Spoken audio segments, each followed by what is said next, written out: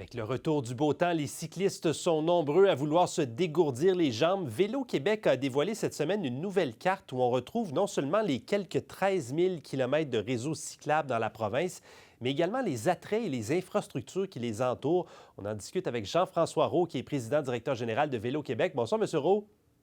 Bonsoir. Parlez-nous de cette carte-là. On a plein d'informations au même endroit. Ça répond à quel besoin exactement? L'idée, au Québec, on est une nation cyclable. On a beaucoup de pistes cyclables. Vous l'avez dit, 13 000 kilomètres de pistes. On a la route verte.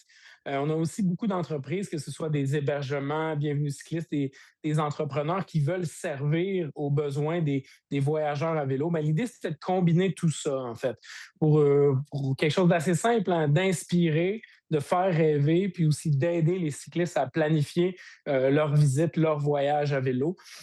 Puis plein de types de vélos, hein. On a le cyclotourisme, bien entendu, mais aussi le vélo de route, le vélo de gravel, puis le vélo de montagne. Fait que nous, on se dit qu'avec des outils comme ça, mais non seulement on va pouvoir faire voyager les Québécois au Québec, mais aussi inviter les Canadiens à venir nous visiter, puis pourquoi pas les visiteurs internationaux. Oui, donc là, on peut voir, par exemple, des hôtels ou des restaurants à proximité des sentiers, c'est ça?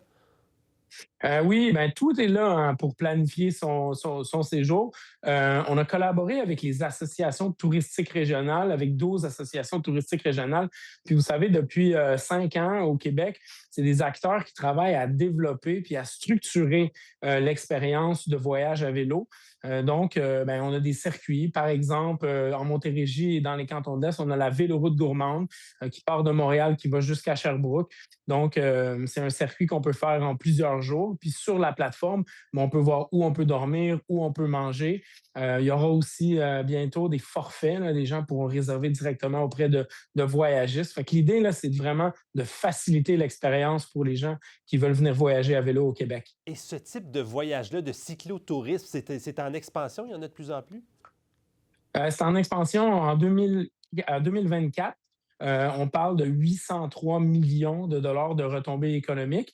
Puis on avait environ là, 140, 150 millions de retombées de cyclistes de l'extérieur du Québec. Donc, beaucoup d'Ontariens, mais aussi des gens du nord-est des États-Unis et de l'Europe, de la France notamment. Puis lorsque les gens décident de venir voyager à vélo au Québec, c'est une des meilleures façons d'étendre les retombées économiques sur le territoire, que ce soit partout dans les commerces, dans les régions. C'est aussi une bonne façon d'étirer la saison touristique. On sait que le vélo, en fait, c'est très agréable en automne. Il y a aussi le fat bike en hiver. Puis finalement, c'est des voyageurs qui dépensent dans des PME. Donc ça, c'est de l'argent qui va plus loin, qui a une empreinte plus profonde dans le territoire. Donc plein de bénéfices, en fait. Puis cette plateforme-là, ça se veut une espèce de rampe de lancement là, pour l'accélération qui va venir dans les prochaines années. Ouais, c'est vraiment intéressant. Il y a tout un coup de pouce économique derrière ça. Il n'y a pas de pistes cyclables dédiées au vélo là, partout sur le territoire. Évidemment, dans certaines régions, on doit rouler sur le bord des routes. Est-ce que ça, c'est indiqué sur les cartes?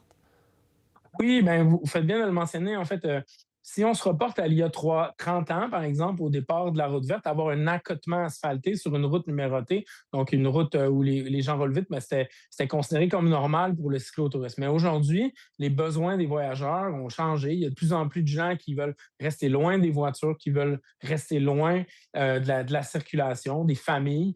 Puis là, sur la carte, sur la plateforme, on va pouvoir trouver les circuits cyclables en site propre. Il y a aussi toute une section sur le vélo de gravel, puis bien entendu, le vélo de montagne qui est extrêmement populaire au Québec. Fait que l'idée, c'est vraiment de répondre à tous les besoins de tous les types de cyclistes pour que ce soit pour une activité de vélo, une demi-journée ou un voyage sur plusieurs jours. Mais l'idée, c'est que toute l'information sera là pour que ce soit facile et agréable. Là, je suis convaincu qu'il y a des gens qui vous regardent qui ont le goût de se lancer dans ce type d'aventure-là. Si on veut commencer dans le vélo, là, si on veut s'équiper, par où on commence? Sur le site de Vélo Québec, on a des guides pour débuter une activité, débuter des randonnées à vélo, débuter le cyclotourisme. Si vous tapez initiation vélo sur le site de Vélo Québec. Mais ensuite, il y a plusieurs façons. On peut commencer par un événement. Il y a des événements, nous, chez Vélo Québec, la petite aventure, le grand tour, qui sont des événements de plusieurs jours, mais il y en a d'autres, hein, partout au Québec, sur tout le territoire. Puis finalement, plusieurs voyagistes vont offrir des séjours clés en main. En fait, on réserve à travers une agence de voyage, on transporte nos bagages, parfois il y a des guides pour nous accompagner. Mais si on débute, l'important, c'est de choisir une activité à la hauteur de ses capacités. Puis on n'a pas besoin de se lancer là, dans une grande traversée, là. On peut choisir d'aller faire 40 kilomètres sur une piste. L'important, c'est que la première fois, ce soit agréable. On construit notre expérience, on construit notre confiance, puis ensuite, c'est là où on va retirer tout le plaisir, que ce soit mental, physique, puis aussi de découverte là, du territoire.